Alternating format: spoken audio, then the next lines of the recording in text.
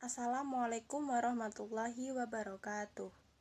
Nama saya Wafa Alfida, NIM 1520029, kelas HTNA. Menjawab soal nomor 10.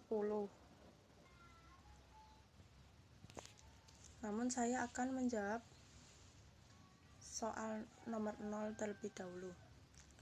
Tujuan dan manfaat usul fikih bagi saya adalah untuk menemukan tujuan pensyariatan dan mampu menerapkan hukum syariat Islam dalam setiap tingkah laku manusia.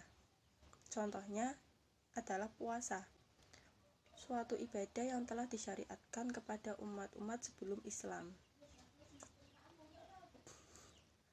Soal nomor 10. Sejak kapan munculnya terminologi hadis qudsi?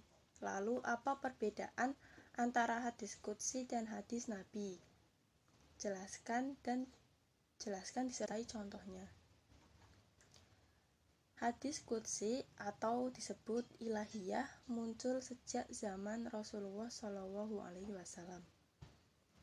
Hadis qudsi muncul dari Allah Subhanahu wa Ta'ala. Dipandang dari segi keberadaan Allah Subhanahu wa Ta'ala sebagai yang memfirmankan dan yang memunculkan untuk mula pertamanya hadis qudsi. Adapun keberadaannya sebagai hadis adalah karena Rasul SAW menceritakannya dari Allah Subhanahu wa Ta'ala. Hadis qudsi dikatakan Rasul SAW bersabda tentang apa yang diriwayatkan dari Tuhannya. Hadis qudsi dan hadis nabawi itu keduanya bersumber dari Allah Subhanahu wa Ta'ala. Maka perbedaan antara hadis qudsi dan hadis Nabi adalah hadis qudsi itu maknanya hanya dari Allah, sedang hadis Nabi ada yang tauqifi dan ada yang taufiqi. Hadis qudsi disandarkan kepada Nabi SAW dan Allah Subhanahu wa Ta'ala.